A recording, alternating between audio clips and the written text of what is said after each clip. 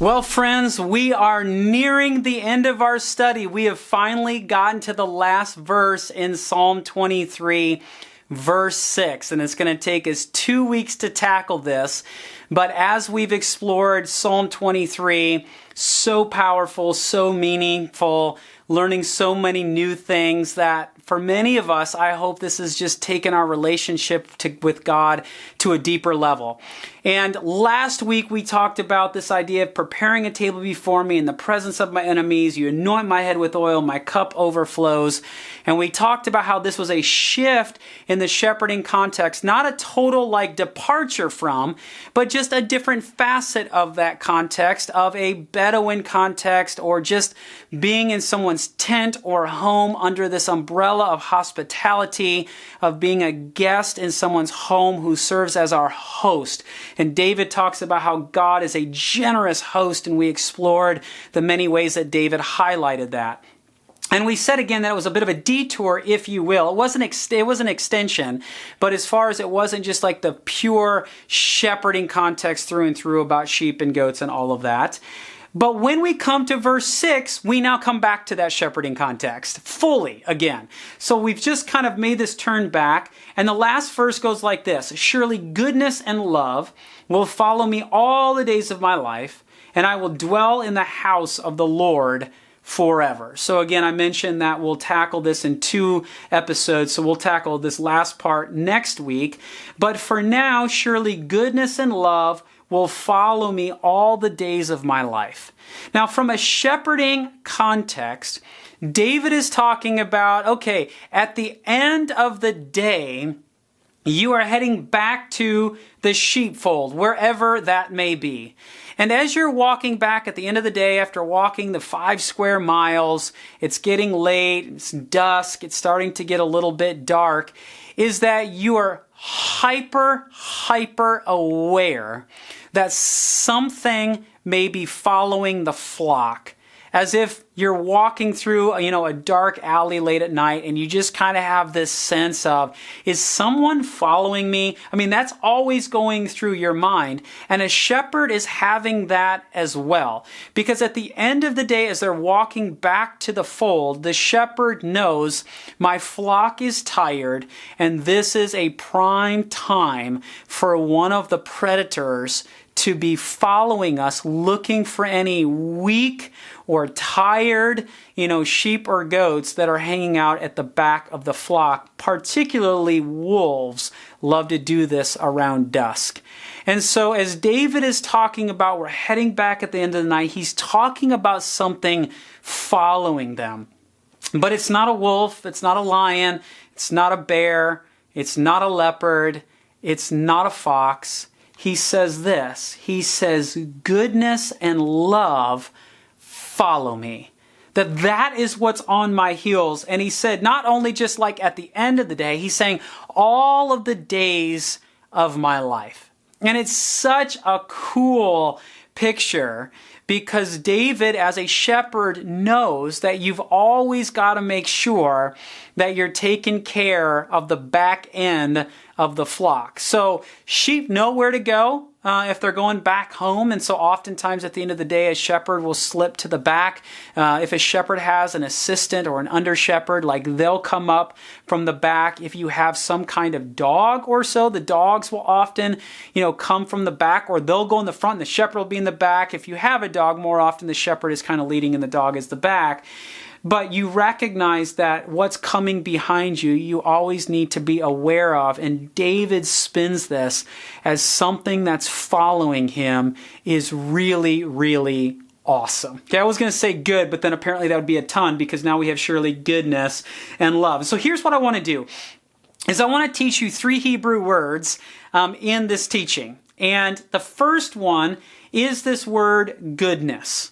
And I love this translation, but understanding its Hebrew word will help us to understand at a little bit of a deeper level what's happening in connection to the rest of Psalm 23, because David has been on a trajectory of where this psalm is landing, and it's landing here in verse 6. So the word good here is the word tov, and the word tov simply means good. So it gets translated as goodness, but it's the word good. And here's why I believe this is important for us to grasp, is that this is the same word that is used in Genesis 1 and 2, when it says, and it is good, and it is good, and it is good, and it is very good, when God is creating the world. And when you come into Genesis chapter 2, and God creates Eve, he does so because it was not good for Adam to be alone. And so God created this helpmate, this woman who joins with this man, and then they go forth in what God has called them to do. But then in Genesis 3, this man and the woman, they eat from the tree, and what was good gets shattered. And so there's this understanding that the shalom that was present in the garden, the wholeness, the goodness, the well-being, that everything was as God intends it to be, gets shattered. And now, if you will, evil has entered into the story, and it brings chaos and brokenness and pain and heartache and frustration. And we've talked about that in the midst of Psalm 23, about how God gets the final word, because we talked about this in the context that as I walk through the deep, dark valley, I will fear no evil. And now David talks about good. And so we have this contrast of good versus evil, of tov and ra is the Hebrew word. I didn't teach you that before, but that's what is used in the first part of Genesis. And so I believe that in the midst of Psalm 23, one of the reasons why this resonates so deeply to us, even thousands of years later than when it was composed, is because we do have a sense for justice and hope that good will win in the end, that God will get the final say, that things will be made right, that all the things that are going on that we experience that bring us pain and heartache and frustration and make us just want to throw our fists at the world and say this is not the way it's supposed to be. David is saying evil will not win in the end because it is tov that's going to walk on your heels throughout your entire life. That this is what's following you, that surely good is following you all of the days of your life. And that as you experience good things, you're reminded that God is sovereign, God is working, God is going to win in the end. And in those moments where you go, I'm experiencing something that is not good, to be reminded that good is following you, that eventually at the end of your days, the full goodness of God and what he intends to have happen will prevail in the end. And so good is on your heels. And then you have a second word, which just gets translated, at least in this translation, as the word love. But in Hebrew, it's the word chesed. And you would be hard pressed to find a more significant Hebrew word than chesed. That love is a good translation, but it doesn't really fully encapsulate it. Other translation is loving kindness, which, adding the word kindness, you've added something onto the word love. So now you've made it a little bit more, encompassing a little bit more, but it still doesn't capture it. And the word chesed in Hebrew is this deep, abiding, faithful, covenantal love. So God makes a covenant with Abram in Genesis 12, and he says, this will come to fruition, that I'm going to bless you and the whole world will be blessed through you. And Jesus is that fruition. And Stephen in his speech in Acts 7 talks about how Jesus is that fulfillment of the covenant that God made to Abram. And Jesus fulfills every covenant that is in the scriptures. But it's this understanding that over and over and over again, God makes good on his word. And he's working behind the scenes to bring about his purposes in the world. In fact, the word chesed is the main word that is used in the book of Ruth. This incredible story about how Boaz takes on Ruth and Naomi. And the line of Jesus is preserved because their offspring is David. And of course, Jesus is from the line of David. And so God is working behind the scenes in the book of Ruth to orient this and orchestrate how God takes care of the poor and the needy and how God's moving the story together. And that this is a God who exhibits this deep, abiding, faithful, covenantal love. He will not let us down. And so when David says, surely good and love, it's the word chesed, it's the word covenantal love. And in fact, I would have loved to put deep, abiding, covenantal love. That feels just a little bit long. You get the point. But that good and covenantal love, they will follow all the days of his life. And this is where I want to show you one more word, and it's the word follow. Because follow is a great translation, but there's actually another viable translation that I just think is really, really cool, if that's what David was getting after. The word follow here is the word radaf. And the word radaf means to follow, to pursue, or to chase.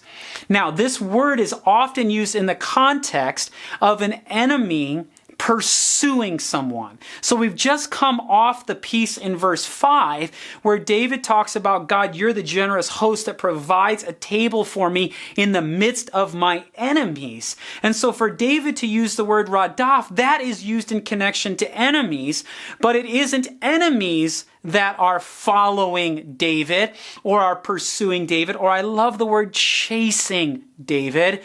It is this good and covenantal love will chase me all the days of my life. That it's like this thing is chasing me to the sheepfold at the end of the night. Not to scare me, but to remind you, like there is energy coming behind you. There is something that is chasing you in a positive light. And if we are talking about dogs here, as we see in this photo right here, I actually took this on my last trip to Israel. Here's a flock in broad daylight, and there's the shepherd, and he's out in front, and you have the flock walking behind you. You have this dog that's on the side, and here's one of the helpers over here. Is that perhaps this is talking about as if a dog is chasing you at the end of the night to get you into the sheepfold. So a shepherd will corral the sheep into a sheepfold. You know, perhaps it's a dog that is doing this, because even in Job, which is considered to be the oldest written book in the Bible, not the oldest story, but the oldest of the literature written, it says this, Job 30 verse 1, but now they mock me, men younger than I, whose fathers I would have disdained to put with my sheepdogs. So apparently, sheepdogs were being used a long time ago. And then you've also got this reference in Isaiah 56, 10 and 11. Israel's watchmen are blind. They all lack knowledge. They all are mute dogs. They cannot bark. They lie around and dream. They love to sleep. So he talks about the watchmen. They lack knowledge. They are like mute dogs. And then he says, they are dogs with mighty appetites. They never have enough. They are shepherds who lack understanding. They all turn to their own way. They seek their own gain. And so now we have a connection of shepherds and dogs here, which perhaps by association, we don't know for certain, that seems to be a connection to sheepdogs. We don't know for certain what's going on, with this connection, but here was a photo that I found that in an ideal world, I would have loved to have found 2 dogs and 1 sheep, but I've got 2 sheep here and 1 dog. And just the idea that at the end of the day, that as a flock, as sheep in a flock, we're heading towards the sheepfold, that something is chasing us from behind, taking us into the sheepfold, taking us through our entire story. And as David says, it is good and covenantal love that is chasing me, knowing full well that with confidence I can know that good is on my heels, and a God who will not let us down, who will prevail in the end, that is what is chasing us all of the days of our lives, that this is a God who wants us to be reminded that He is the author of what is good and whole and wonderful and beautiful, and He will not fail, and He continually provides us with this love and this grace and this mercy and this acceptance. And that is what's chasing us all the days of our life. That is what gives us hope and encouragement. And I believe that this is what David is bringing out in this really cool imagery. So friends, there you go. Another text in context around Psalm 23. If you just know someone who needs to hear this, feel free just to share this with them. If you have any questions about this or other parts of the Psalm 23, leave your question in the comment section at walkingthetext.com under the respective teaching. And when we come to our last teaching, I'll answer those questions and we'll have a chance to go deeper with a lot of these. So thanks for watching. Thanks for listening. And friends, may you walk out the text well in your life.